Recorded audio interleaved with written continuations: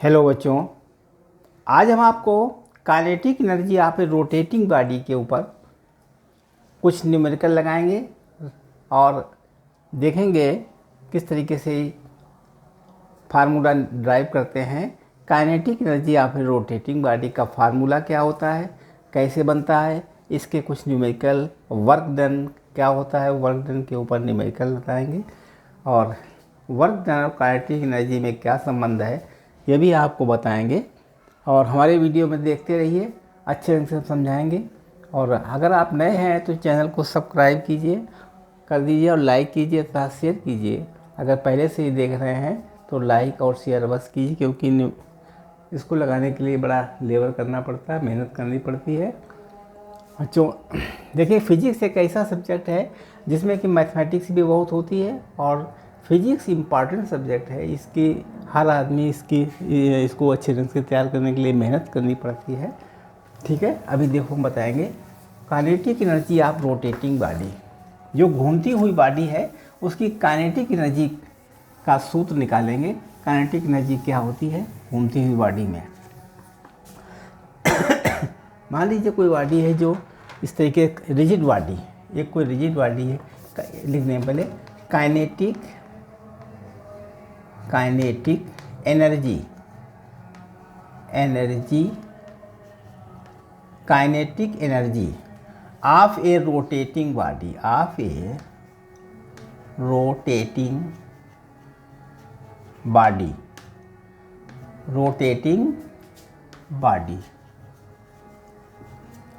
मतलब kinetic energy ज्ञात करेंगे रोटेटिंग बॉडी में। काइनेटिक एनर्जी आप जानते हैं, लाइनियर काइनेटिक एनर्जी क्या होती है। लाइनियर के काइनेटिक एनर्जी का सूत्र होता है 1/2 mv²। ये आप पहले से खूब जानते हैं। 1/2 mv²। काइनेटिक एनर्जी बराबर होता है 1/2 mv²।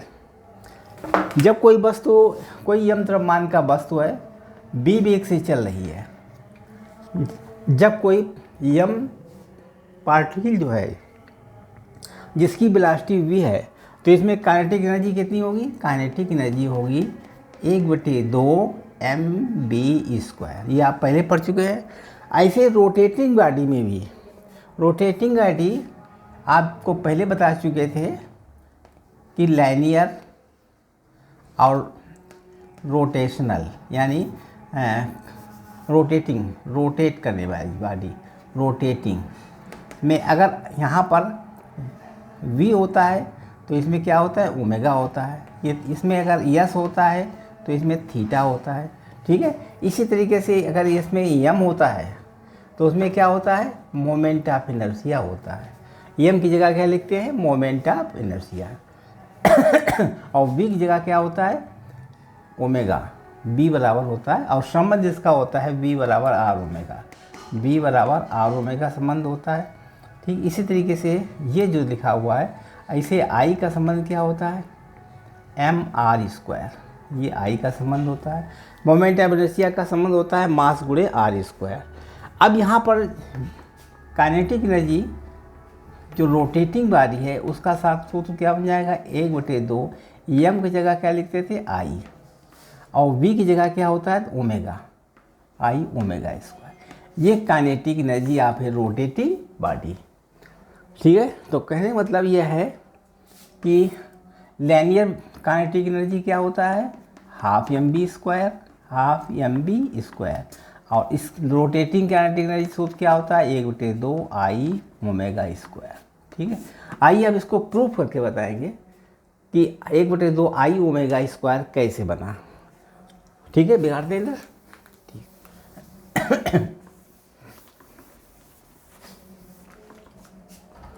प्रूफ करिए, यानी प्रूफ, यानी ke बराबर होता है 1/2 I ओमेगा²।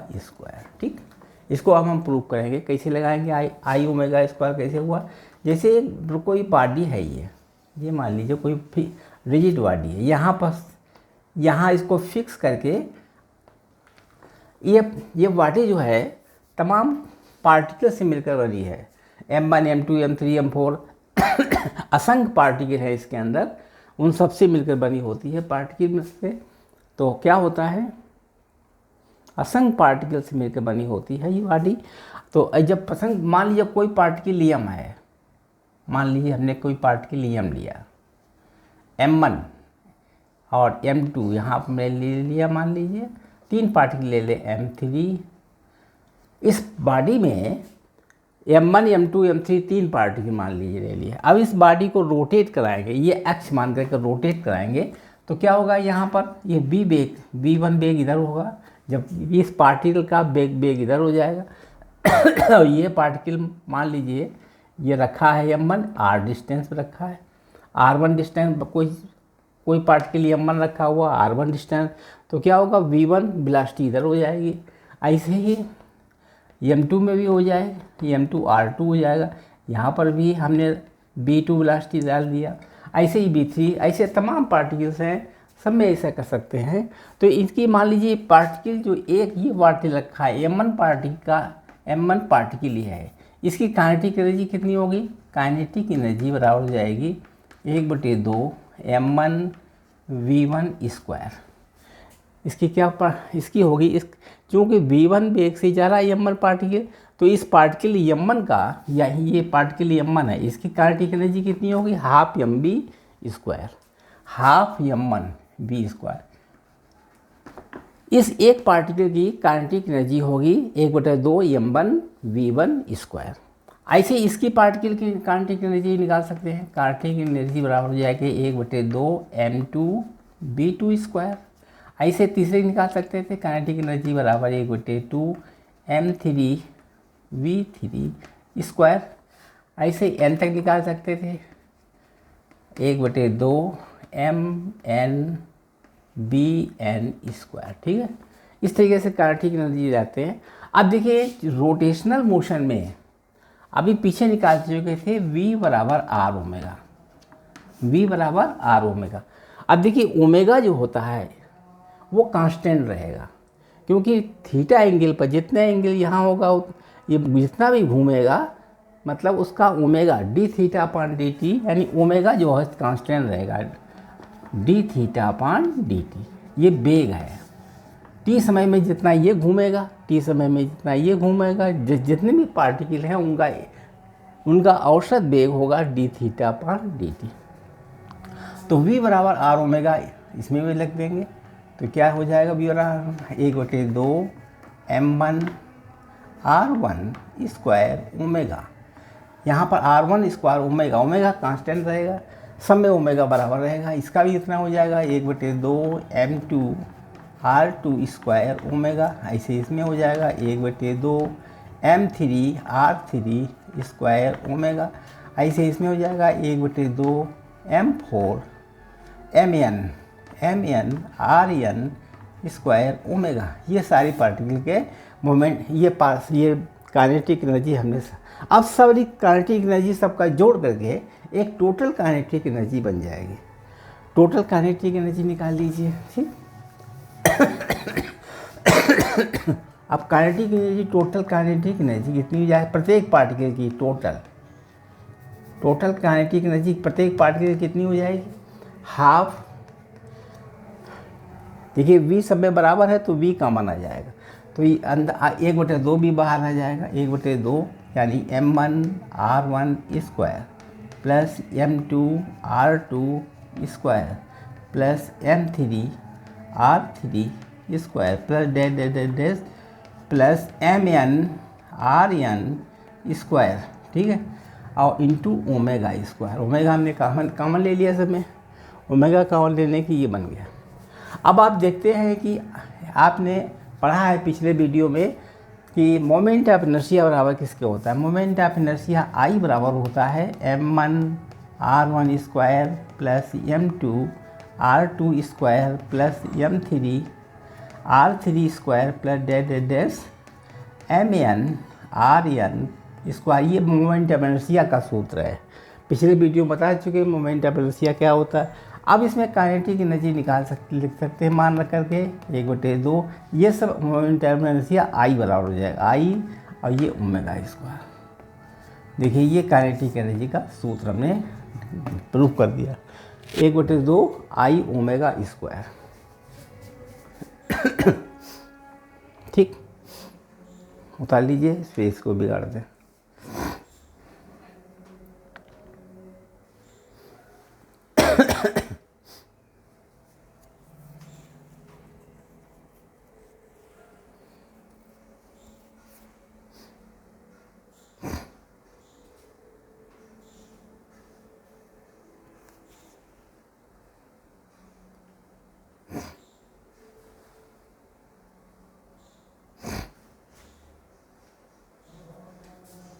बिगाड़ दें इसको, ठीक।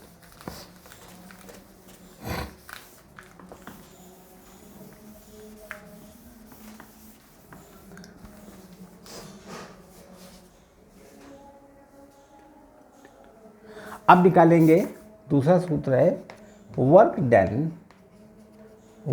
Done by tar Q. ये क्या चीज़ होता है? Work done by tar Q. हम जानते हैं कि वर्क डन, लाइनियर में वर्क डन क्या होता है? वर्क बराबर होता है एफ गुणे डी एस, ये होता है वर्क। लाइनियर डिस्प्लेसमेंट में क्या होता है? बल गुणे विस्थापन। अगर बल गुणे विस्थापन किस में होता है? लाइनियर में, लीनियर में। अब रोटेशन क्या होगा? चूँकि एफ की जगह पर क्या लिखते हैं? एफ की जगह पर टार क्यू लिखते हैं। टार क्यू चिन्ह क्या होता है? ये टार क्यू है। टार क्यू इंटू, और डी एस जगह क्या लिखते थे? D theta. ये रोटेशन में है, ये रोटेशन वाली में, रोटेशन में ये है, रोटेशनल में है। ठीक, रोटेशनल बॉडी में एफ जगह क्या लिखते थे? अभी बता चुके, एफ की जगह पर ये लीनियर में होता था, लाइनियर में, और इसकी जगह पर टाउ लिखते थे। टाउ होता है टार्क, इसको कहते हैं टार्क। ये कहते हैं किसमें? रोटेशनल बॉडी टाउ कहते हैं। मतलब इसकी जगह पर हमने टाउ लिख दिया, डी एस जगह पर डी थीटा। ठीक, तो हमें इसको प्रूफ करना है। क्या करना है? इसमें प्रूफ करना है। अभी तो हमने साधारण रूल दिया याद करने के लिए, अब इसको प्रूफ कैसे करेंगे? बिगाड़ते ऊपर,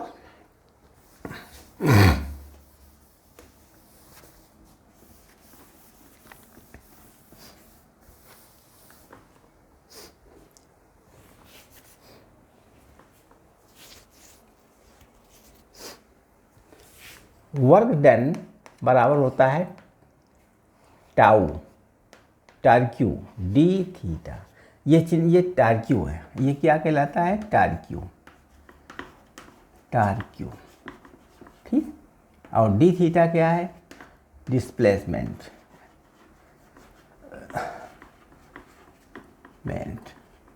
इन एंगल। ठीक, displacement in angle D theta. अब इसको प्रूफ करना है। क्या करना है? इसको प्रूफ।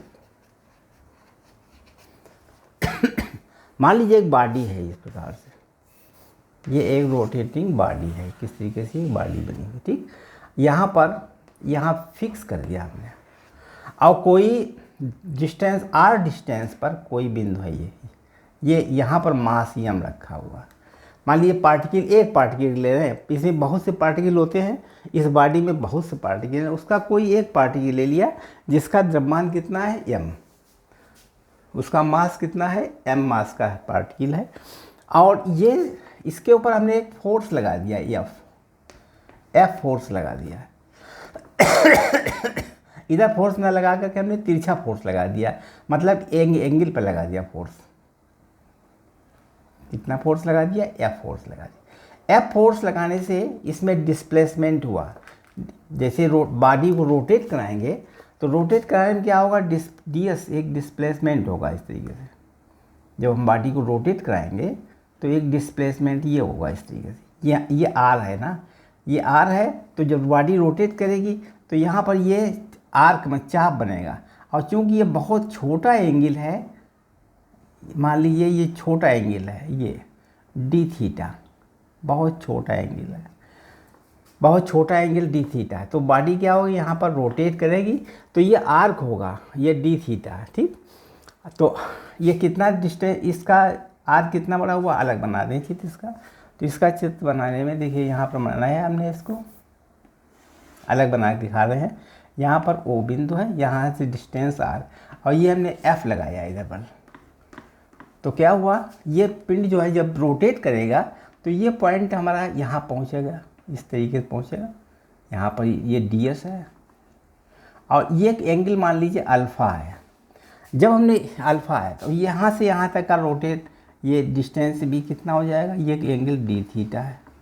तब जब इसको रोटेट कराया तो ये एफ है, इधर हो जाएगा इसका part F cos theta, F cos theta, इधर हो जाएगा एफ कॉस थीटा। इस आर से एफ कॉस थीटा, इस पर बल एफ लगाया है, इस पर द्रव्यमान एम पर जब बल लगाया हमने तो क्या होगा, एफ कॉस थीटा, और इधर डिस्टेंस हो जाएगा एफ कॉस थीटा, इधर बल कितना हो जाएगा एफ कॉस थीटा, और दूरी कितना चला, ये डी एस चला, D S into F cos theta. अब हम मान ज्ञात करेंगे, यहाँ पर हो जाएगा डी एस, यहाँ को एंगल अल्फ़ा है, ये डी एस है, क्या है ये डी एस। तो एफ लगाएंगे तो ये उधर चला जाएगा, ये इस तरीके से F cos theta, F cos theta. तो कार कितना होगा, F cos theta, F cos theta, इधर बल लगेगा एफ कॉस थीटा, और डिस्टेंस कितना चला यहाँ से आता है D S, D S F cos theta into D S. ठीक है, अब हम ज्ञात करेंगे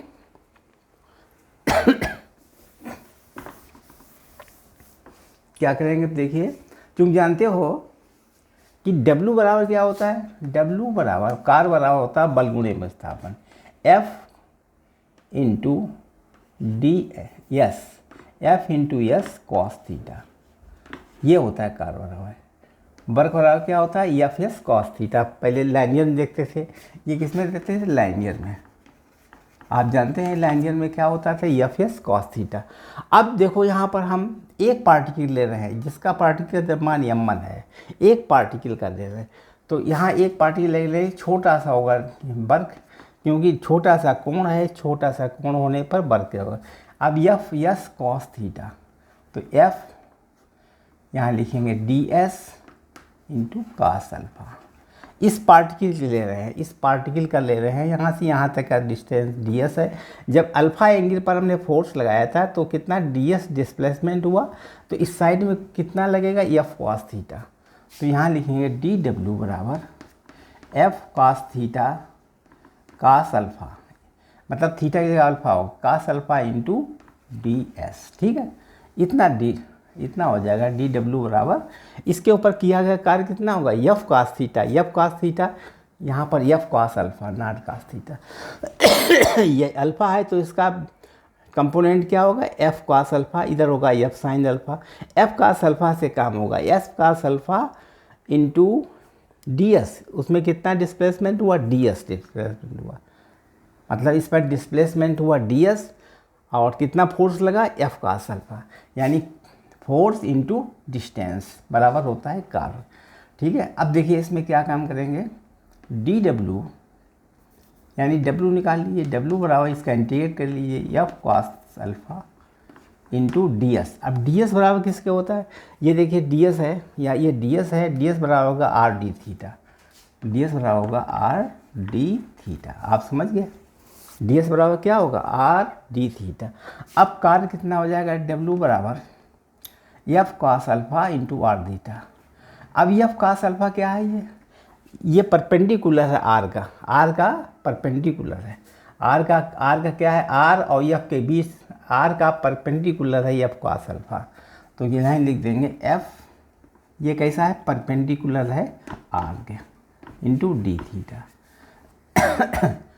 ठीक, अब आप देखते हैं कि टाउ क्या चीज़ होता है, यानी ये टार्क्यू होता है एफ इंटू आर, यानी R into F, R into F होता है, ये आर इंटू होता है, एफ क्या है, परपेंडिकुलर है, एफ का परपेंडिकुलर आर है, ये होता है टार्क्यू में। ऐसा क्या होता है यहाँ पर, R R R into F का परपेंडिकुलर, यही तो होता है, आर इंटू एफ का परपेंडिकुलर होता है, वही यहाँ लिखा हुआ आर इंटू एफ का परपेंडिकुलर। तो वर्क हो जाएगा टाउ इंटू डी थीटा, ये टाउ के बराबर हो जाएगा, क्योंकि टाउ बराबर होता है एफ परपेंडिकुलर इंटू आर, ये हो जाएगा हाँ टाउ के बराबर।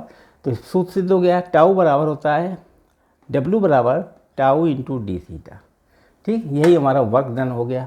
वर्क डन, अब टोटल वर्क डन निकालने के लिए टोटल चीज़ें निकालनी पड़ेंगी, हर एक के लिए, M1 के लिए ऐसे M2 M3 सबके निकाल, तो टोटल हो जाएगा वर्क डन। जब बॉडी रोटेट करेगी तो टोटल वर्क डन। ठीक है, बिगाड़ दे इसको।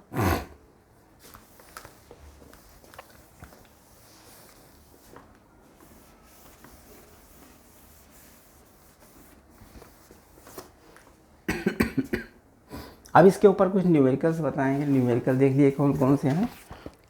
क्वेश्चन नंबर 1 न्यूमेरिकल है, एक राड है इसे, जैसे ये एक थ्रेड है, यहाँ पर इसको जोड़ा गया है, एक यहाँ पर जोड़ दिया गया, इसका द्रव्यमान है m और इसका भी द्रव्यमान m है। इसके बीच की दूरी कितनी है, लेंथ इसकी l है।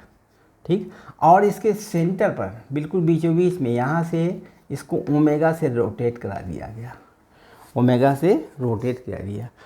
ठीक, इसका रेडियस कितना है r, इसका भी रेडियस r है। ठीक, तो लंबाई इसकी दूरी ज़्यादा है लेकिन r वो बहुत छोटे हैं ये, मतलब l is greater than two r। ठीक, r बहुत, l बहुत बड़ा है r से। तो इसका काइनेटिक एनर्जी ज्ञात करना है, काइनेटिक एनर्जी निकालना ऑफ दिस सिस्टम। इस सिस्टम की काइनेटिक एनर्जी क्या होगी। अब काइनेटिक एनर्जी सिस्टम की हो जाएगी, आपको बता चुके थे काइनेटिक एनर्जी एक सूत्र क्या होता है। काइनेटिक एनर्जी होती है 1/2 आई ओमेगा स्क्वायर, ये काइनेटिक एनर्जी सूत्र है।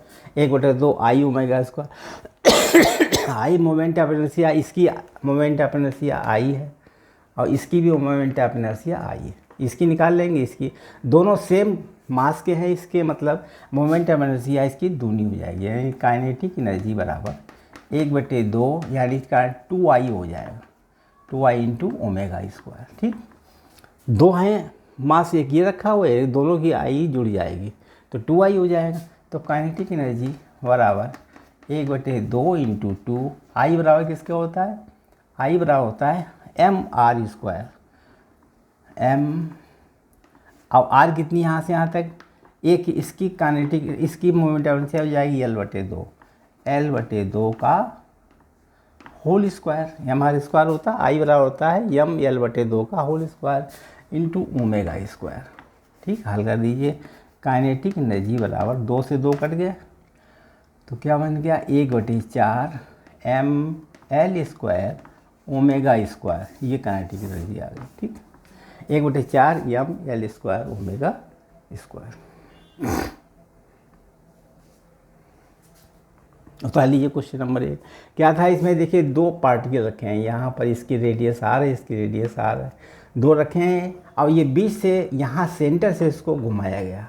घुमाने में क्या होगा, इसकी काइनेटिक एनर्जी, एक ही काइनेटिक एनर्जी निकाल लें और 2 है ना, तो दोनों को अगर हम दोनों के आघूर्ण को जोड़ देंगे 2I कर देंगे तो पूरी काइनेटिक एनर्जी निकल आएगी। और I किसी एक का I का मान रख देंगे, I बराबर होता है mr स्क्वायर होता है, r डिस्टेंस बिटवीन 2, इसके एक्सिस से r कितनी होगी L/2 का होल स्क्वायर। ठीक है, बात एक ही है, 2I लिखने से क्या हुआ, चाहे ऐसे लिख दीजिए, बात एक निकालिए, बात दूना कर लीजिए, मतलब काइनेटिक एनर्जी बराबर होता है 1/2 आई ओमेगा स्क्वायर होता है। तो एक की हो जाएगा 1/2 इंटू आई क्या होगा L/2 का होल स्क्वायर ओमेगा स्क्वायर बराबर हो जाएगा 1/2 ml स्क्वायर ओमेगा स्क्वायर बटे 4। ठीक है, ये काइनेटिक एनर्जी एक की हो गई। अब टोटल काइनेटिक एनर्जी कितनी हो जाएगी, काइनेटिक एनर्जी टोटल हो जाएगी 2 गुणा कर दीजिए, 1/2 into ml square omega square बटे 4। ठीक है, 2 कट गए तो टोटल काइनेटिक एनर्जी कितनी हो जाएगी, ml² ओमेगा² अपान 4। यही आंसर होगा। ठीक, बिगाड़ दें। इसके बाद क्वेश्चन नंबर 2।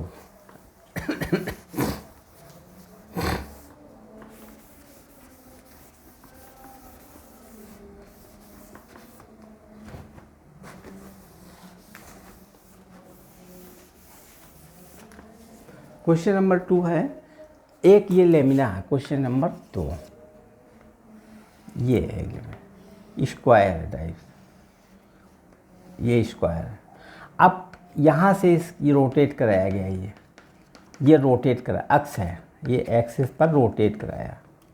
ठीक है, और इसके ये 10 सेंटीमीटर है, ये भी 10 सेंटीमीटर है, ये भी 10 सेंटीमीटर है, ये भी 10 सेंटीमीटर, ये स्क्वायर टाइप है।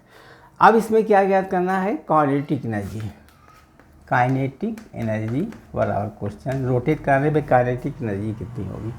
अब देखिए यहाँ से यहाँ तक का डिस्टेंस, ये 2 त्रिभुज बन गए, एक ये बन गया और दूसरा ये बन जाएगा। ठीक तो 2 त्रिभुज बन जाएंगे। एक त्रिभुज का मोमेंट काइनेटिक एनर्जी बराबर होता है 1/2 I ओमेगा²।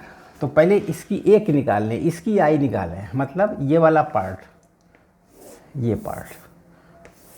पार्ट है ना, इस तरीके से इस पार्ट की हम निकालें पहले, इधर वाले की निकालें काइनेटिक एनर्जी।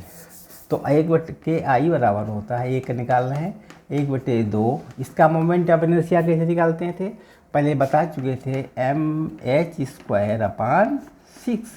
ये मोमेंट ऑफ इनर्शिया का सूत्र था, mh² अपान 6। इसकी मोमेंट ऑफ इनर्शिया निकालने के लिए सूत्र था पहले I बराबर mh²/6। h क्या होगा, ये होगा यहाँ से यहाँ तक। अब ये पूरा हमारा डायगोनल हो जाएगा, इसका पूरे की नाप कितनी होगी, यानी 10² पूरे का ये निकालना था, 10² + 10² बराबर हो जाएगी, डायगोनल हो जाएगी मान लीजिए r। तो ये कितना हो जाएगा, यानी 10√2 हो जाएगा, 10√2 हो जाएगी। ठीक है, अब इसका मान कितना हो जाएगा, r² हो जाएगा ना, 10²। तो यहाँ हो जाएगा 5√2 सेंटीमीटर हो जाएगा। यहाँ से डिस्टेंस कितना होगा, 5√2 ओमेगा²। ठीक, अब इसका मास कितना है, मास इसका 2 किलोग्राम है। तो क्या होगा, 1 किलोग्राम इसका रहेगा मास। हाफ ले रहे तो इसका मास कितना रहेगा, 1 किलोग्राम। m बराबर 1 kg, इसका भी m बराबर 1 kg हो जाएगा। ठीक है, तो इसका निकाल लें पहले, जस्ट दूना कर देंगे तो आ जाएगा आंसर। काइनेटिक एनर्जी बराबर होगा 1/2, m कितना है, m है 1 किलोग्राम, h हाइट कितनी है, 5√2 इंटू 5√2 दोनों कितनी है, 5√2।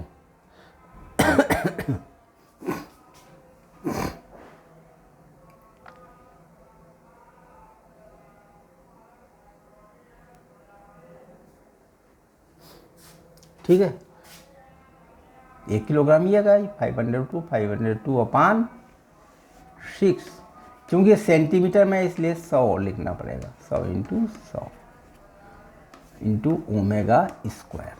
ठीक, 1/2 m√। ठीक है, ये एक निकली। अब हम अगर दोनों को निकालना चाहें तो क्या हो जाएगा, टोटल काइनेटिक एनर्जी निकल आएगी।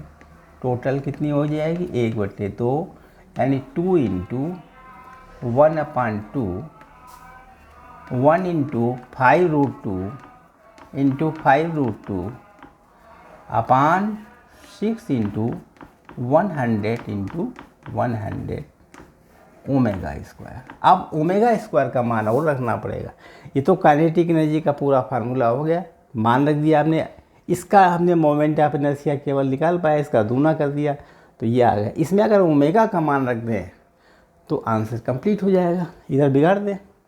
अब ओमेगा कैसे निकालेंगे, अभी चूंकि रोटेट कर रहा है, रोटेशन क्या होगा, रोटेशन में देखिए जब ये रोटेट कर रहा है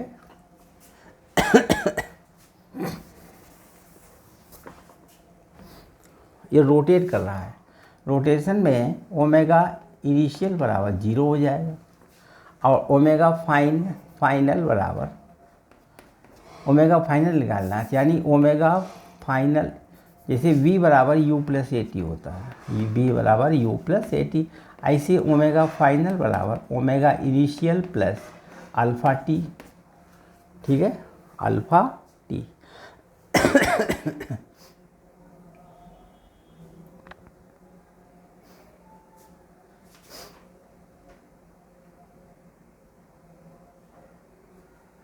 ठीक, अब इतना समझ गए, केवल ओमेगा ज्ञात करना है तो इसके लिए अल्फ़ा की जरूरत पड़ेगी। ये 0 हो जाएगा। ये अल्फ़ा कैसे निकालेंगे? हम जानते हैं कि टाउ बराबर होता है आई इंटू अल्फ़ा। टाउ बराबर किसके होता है? आई इंटू अल्फ़ा। अब इसमें देखिए टाउ को मान दिया हुआ है,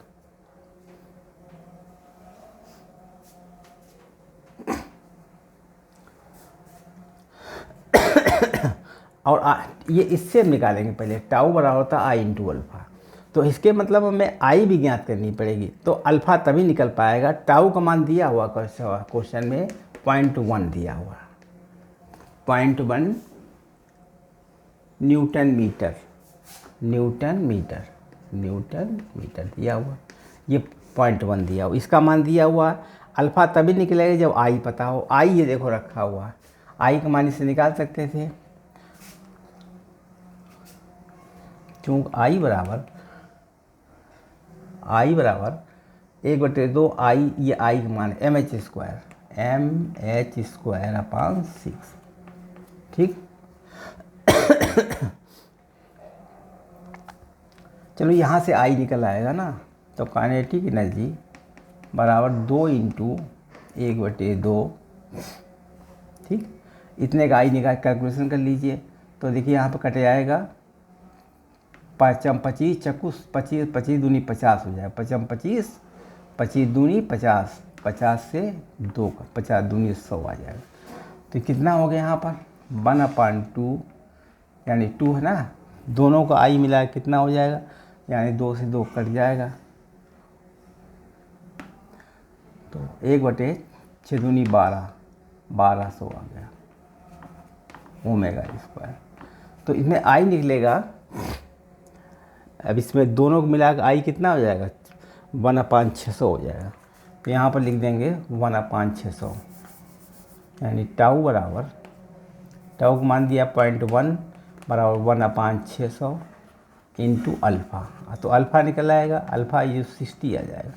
अल्फ़ा का मान कितना निकला 60। अब यही अल्फ़ा का मान यहाँ रख देंगे, अल्फ़ा का मान यहाँ रख दीजिए, तो निकल आएगा डब्ल्यू निकल आएगी 0 है प्लस 60 इंटू टी का मान दिया है 5 सेकेंड, टी बराबर 5 मिनट, 5 मिनट दिया हुआ। टी का मान कितना दिया है 5 minute, 5 second not minute, 5 second दिया हुआ, 5 सेकेंड दिया हुआ। तो यहाँ लिख दीजिए 5, तो ये कितना हो जाएगा 300 हो जाएगा, ये 30 अब 300 यहाँ लग दीजिए इसकी जगह पर।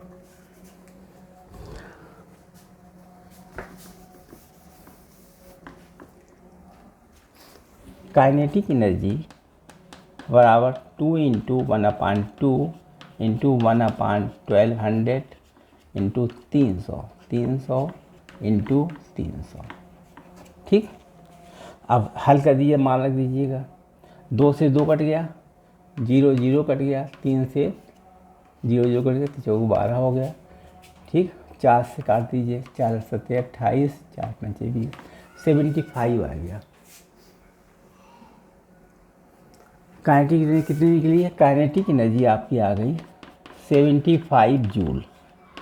बिल्कुल कंप्लीट आंसर इतना आंसर निकलेगा। ठीक, लगा लीजिए इसको।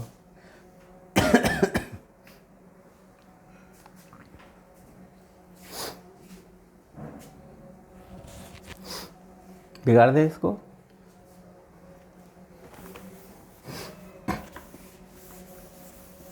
अगर चाहो तो इसको शार्ट में लगा सकते थे, लेंथी होने के कारण समय ज़्यादा लग गया। अगर शार्ट में लगाना चाहते तो शार्ट में भी लग जाता है। शार्ट में कैसे लगता है, पहले इसकी आई ज्ञात कर लेते हैं। आई बराबर होता है mh² / 6, तो आई निकाल लेते थे। आई एम कितना था, 2 किलोग्राम था, 2 किलोग्राम। एच कितनी थी, 5/√2 हाइट थी, तो 5/√2 इंटू 5/√2 हर चीज़ निकाल लेते, ज़्यादा ठीक रहता। ठीक, अपॉन 6 इंटू 100 इंटू 100। ये सेंटीमीटर में है, ये चूँकि सेंटीमीटर में है इसलिए मीटर में चेंज किया गया।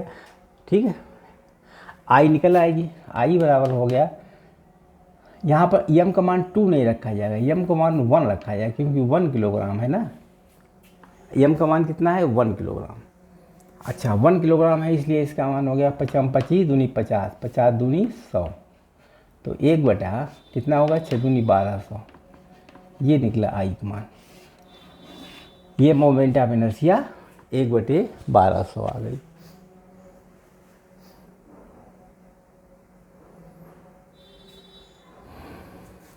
अब दोनों कैसे निकालेंगे, टोटल मोमेंट ऑफ इनर्शिया कितनी होगी, टोटल इनमें 2 पार्ट है ना, 2 हैं तो 2 इंटू 1/1200 हो गया, यानी 1/600 आ गया। तो टोटल मोमेंट ऑफ इनर्शिया कितनी निकलेगी, 1/600। ठीक, और इसके अंदर टाउ दिया है 0.1, अल्फ़ा निकाल सकते हैं इससे, इतने से अल्फ़ा निकाल लीजिए। तो अल्फ़ा कैसे निकलेगा, देखो टाउ बराबर होता है आई इंटू अल्फ़ा। टाउ का मान कितने दिया, 0.1, आई कितना दिया है 1/600, और अल्फ़ा निकाल सकते थे, अल्फ़ा बराबर हो जाएगा 60। ये अल्फ़ा आ गया। ठीक, अब हम निकाल सकते थे ओमेगा। ओमेगा चूँकि काइनेटिक एनर्जी बराबर होती है हाफ आई ओमेगा², तो आई तो निकाल लिया हमने, आई का मान कितना आया था 1/60। अब ओमेगा निकालने के लिए हमें फार्मूला लगेगा ये वाला, ओमेगा आई प्लस अल्फ़ा टी। तो ओमेगा 5 का मान निकालना है, ओमेगा बराबर ये तो 0 हो जाएगा। अल्फ़ा कितना निकला था 60, और टाइम कितना दिया 5, ये 5 टाइम दिया था 5 सेकेंड, तो ओमेगा बराबर हो जाएगा 30, 6×5 300, ये निकलेगा ओमेगा। अब काइनेटिक एनर्जी निकाल सकते थे आराम से।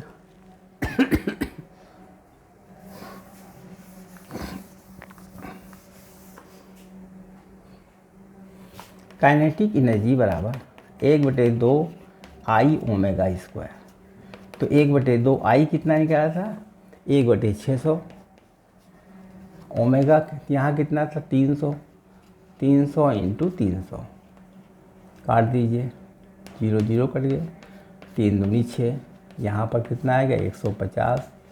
ठीक, 2 से काट दीजिए, 2 75 हो गया, यानी टोटल काइनेटिक एनर्जी आ गई है 75 जूल। ठीक, ले गया सवाल। आई भी निकाल चुके थे, 2 का गुणा करके 75 जूल एनर्जी निकाल दी। ठीक है, अब देखिए हमारे क्वेश्चन दोबारा लगा दिया हमने, इसको शॉर्टकट से अच्छे तरीके से लगा दिया, समझ में आ जाएगा होगा आपको। धन्यवाद।